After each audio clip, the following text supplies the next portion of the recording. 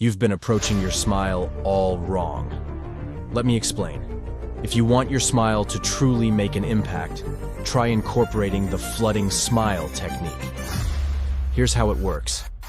Instead of flashing an instant smile when you meet someone new, hold back for just a second while maintaining confident eye contact. Why?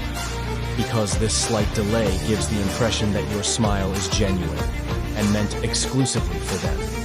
This subtle gesture can instantly make you more likable and approachable.